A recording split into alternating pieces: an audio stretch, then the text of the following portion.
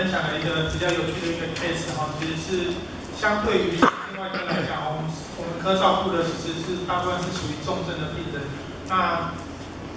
这样一个女士啊，其实相对来讲，一开始来也是有点类似重症的表现。那在后面治疗之后的话，其实恢复的不错，好，可以跟大家分享。那为什么标题会采用一个减缓老年长期照顾的一个压力哈？因为我们科其实最常遇到是需要人家长期来照顾的病人。那在这个族群里面哈，其实老人家有一部分是可以减缓他，甚至把他需要人家照顾的程度可以降低的更多。那现在目前台湾社会哈，在65岁以上的一个人口哈，其实已经逼近高龄社会。那超过7% 以上就称作高龄化的一个社会。那超过14% 的话，就称之超高龄化的一个社会。那目前台湾的一个指数是从内政部的一个网站所登录下来的一个数据哈，一个老化指数哈，老化指数是指的是老年人与年轻人的一个比例哈。目前可以看到它的指标是一直往上爬，代表是我们的老年人口跟幼年人口来比的话，相对来讲差异是越来越靠近哈。那另外一个抚养比的话，就是从扣掉老年人以及少年人哈所比较起来一个数字哈，代表是说从103年来看的话，整个是一直往上爬，代表的是我们所需要抚养的人口其实相对来越来越多。那从之前的话，有可能是相对照顾小朋友获取的比率来讲会是比较多的。那由于老年化的一个情况哈，所以目前的情况的话，相对来讲我们比较照顾的是老年人。那其实老年人哈常常有一些症状哈，会让我们所发现到。那包含的是说，比如说讲话会有颠三倒四的一个现象哈，就是说他讲什么其实都讲不太清楚哈，或是说我们问他什么，他其实回答都不是很好哈，所以这样的情况的话，其实有一种是类似阿兹海默症的表现哈。那在视力方面哈，其实常会遇到视力方面视力会比较不好。那在于排尿的部分的话，相对来讲比较容易出现一些尿失禁或是频尿一个现象哈，就是在老人家其实蛮常遇到。那另外一个部分的话是在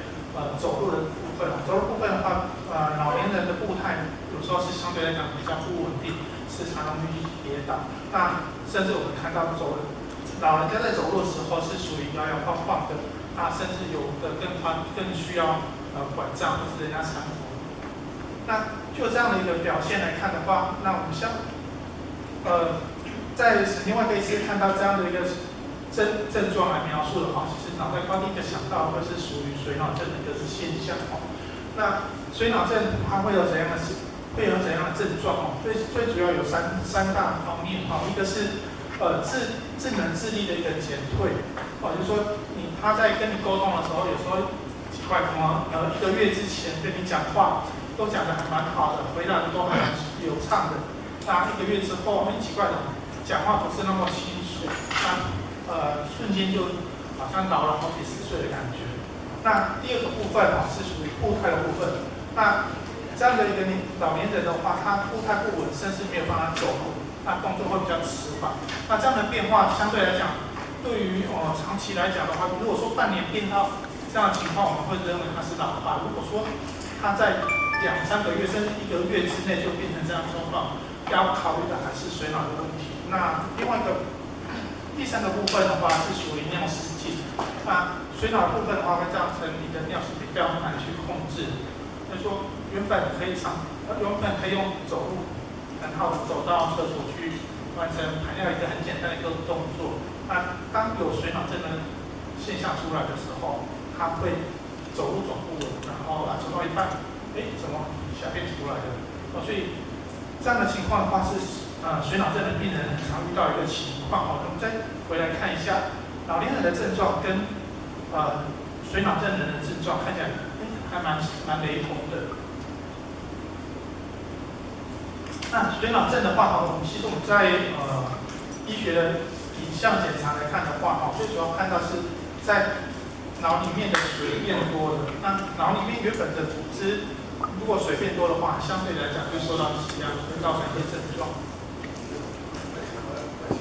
那水脑症的一个原因最主要有几个就是说，第一个它是在一个固定空腔里面的一个水的一个结构那它是一个水是相对来讲是一个很实质的一个东西。那如果说我们整个脑袋瓜里面的话，它整个是被脑脊髓液所充满的就是说它的人对不起一天当中所分泌出来的脑脊髓液大概从450到500cc 左右不等那如果说脑脊髓液它的过度的一个形成或是说它在吸收的部分的话有受到比较少的一个状态，那或是说它的流动本身有受到一个阻碍的话，就比较容易形成水脑症的一个表现。那这是它的原因那什么样的疾病会造成水脑症的一个发生呢？包含的是中风也是常见的脑出血的一个状况，或是感染、外伤、肿瘤，或是一些脑血管的一个疾病会比较容易导致水脑症的一个发生。那水脑症的一个治疗一般来讲我们会认为说有两个部分，两大主轴，一个是用药物单纯来治疗，不过水脑症的用药物治疗的效果其实相对是很差的。那另外一个部分是属于外科的手术治疗。那手术治疗最主要还是引流就是说这水是一个存在的东西，那适当的把它引流到其他地方去，相对来讲是比较安全。对于我们整个大脑一个颅骨一个固定的空腔来讲，水可以引流到相对其他地方的话，对脑组织的保留相对会比较好。那这张图最主要来讲的就是说，目前最主要的手术开刀有3种情况一种是从我们脑袋瓜里面把脑脊髓液引流到肚子里面去。那另外一种是从脑部引流到我们的右心房的一个结构里面。那另外一种是从腰椎穿刺然后把水引流到腹腔。那我们介绍我们这一次遇到一个案例80岁的一个邱女士那因为意识不清被家属送到急诊。那根据家属的描述就说在到急诊之前的话，2天前就开始有着没有办法讲话，那食欲不好，那整个人看起来就是越来越虚弱的一个表现。那仔细再询问一下家属，他在这1个月来的一个观察他觉得说，他妈妈有尿失禁的一个现象所以在整个总结这个病人的一个症状大概有这些就是说，第一个他是意识不清的，他本身是没有办法言语，那也吃不下那又有一个尿失禁的表现。那这样的一个问题我们其实在看到病人有这些症状他脑袋瓜就会想说他有没有可能有一些疾病第一个，他意识不清，有没有可能是因为电解质的不平衡造成的问题，还是说他有一次中风会造成这样的表现？那尿失禁的部分的话，会不会想说他是不是有脑袋瓜的问题，或甚至说泌尿道方面的一个问题？那经过在急诊的时候去进一步评估，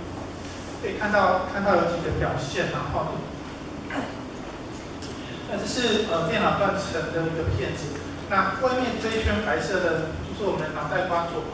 保护的一个颅骨的一个地方。那在里面这些比较黑色的地方，其实就是脑室的一个位置。那相对来讲的话，在脑室的地方的话，这些比较下缘的地方，在正常人来讲是几乎是看不到。不过在有水脑症的表现的话，它就出现变大的这些黑色的情况。那相对来讲，在左下角这张图片的话，我们看到有一些相对来讲有些白白的东西不是很明显。那在这里也有。那相对来讲如果是水脑症的一个病人的话，除了刚刚提的在颞叶的这个地方有一些脑室变大的现象之外，那最主要的是这个地方有个第三脑室，第三脑室变大相对来讲是一个水脑症的一个明确的一个证据因为病人这样的情况，那刚提的这些白色的东西就是说他的脑室里面是一个出血的一个状态。那从这个颜色来看，它相对来讲是比较偏亮白色的表现，也就是说，病人有可能在最近几天有可能有一次的出血。在脑袋瓜出血，我就说脑出血的话是一种中风的一个现象。那有一个中风的现象，它搭配着有一个水脑的一个表现。所以我们的诊断呢，一开始就是给他一个脑室内出血性的一个中风，那合并有一个急性的一个水脑症。那这样的情况最好还是用手术，我们把血水把它引流出来，相对来讲对老人家会比较好一点。那所以就紧急安排一个手术就是做一个脑室外引流。那术后很明显的我们可以看到整个奶奶一个表现真的是恢复的慢慢比较好一点就是说在跟他开刀前来比的话，整个人叫他反应是很迟钝，那也没有办法吃东西，大家对他一些痛的刺激相对来讲也是比较不好比如说他的分泌指数从一开始的话，他顶多大概分泌指数大概7、8分左右，那在开完刀之后，他整个分泌指数算是可以恢复到12分左右那因为他整个身体的状况不好，所以我们在开完刀之后有帮他放置鼻胃管来进食补充他的营养。那在这个时间点，家属看到就是说，奇怪，在1个礼拜之前的话，他可以自己用嘴巴吃，用嘴巴可以自己吃东西。那相对来讲，就觉得，是不是之后就一定要这样子？那他们就心里面就会去考量到说，之后是不是都一辈子都需要这个样子？所以他们自己家里面的家庭会议就有去讨论到，那如果这样子的话没办法照顾，是不是要送去安养机构让人家来帮忙？那在这个脑室外引流的这个情况之后，数日之后，它的引流量又下降，那人的反应又变得比较钝。那我们临床上推估它是属于可能管子有具备血块所塞住。那在跟家属好好的在讨论的情况之下，我们建议他做一个脑室腹腔的一个引流工作。那一般来讲的话，有开刀其实有从这样的一个术式开刀有一个装置就是从左边的这张图来看这是一般目前健保所使用的一个引流的一个装置。那它是一个固定的一个阀值，就是说水一旦量比较多就会流出来。那这个部分的话是用一种目前是可调式的一个装置就是说如果脑脊髓液的部分的压力相对来讲是有变化的，在不用透过开刀去换这个装置，直接用在头皮外面用仪器就可以来调整。那在跟家属好好讨论之后，因为老人家第一个他的脑其实相对来讲是比较萎缩，那对于传统的健保使用的这种装置的话，相对来讲可能是风险相对会更高，所以家属后来采用的是用可调式的这种方式。那在整个开完刀之后的话，奶奶的表现的话是很神奇，就是说从一开始很没有力气的样子，然后到我们开完刀过了2天之后，整个人的反应就变得很好，甚至可以开口跟你对话，会讲得很好。那鼻胃管在训练看他的喝水状况之后给拔掉了，那当然家属就很满意的说，进步的这么神奇。这是一张城堡的一个图就是说有点像是童话故事里面的结局都是非常好的。那这张是我们从头上到腹腔的引流的照片，这张是比较少看到，这是一个 X 光片的图。那所谓的管子就从这个地方这条管子引流到肚子里面去。那这是我们之前台南淹水的一个照片。我们在一般的环境水太多会淹水造成风险。同样的，在脑袋瓜如果水太多，也会造成很大的一个问题。所以这个水如果适当的把它引流，让它流到该流的位置，有一个比较好的一个循环系统，对整个环境、对整个人的健康来讲，会是比较好的。那这是古罗马的一个水道，他们当初也是因为水的关系，所以做了这样一个设备，让水可以好好的流，从山上接引到都市来，不会让它乱流，会让水有更好的利用的价值。所以整个结论来讲的话，针对老人家来说的话，如果我们可以及早发现到问题，及早积极的来处理，相对来讲，它预后来讲会是很好的。所以为什么会有这样的结论？就是说，很多人遇到神经外科医师会觉得说，你这个处理的其中可以然后北京北当然好，就是说不是每一个病人都是这样的。我们看到还是有进步相当好的一个情况。好，那今天感谢大家的聆听。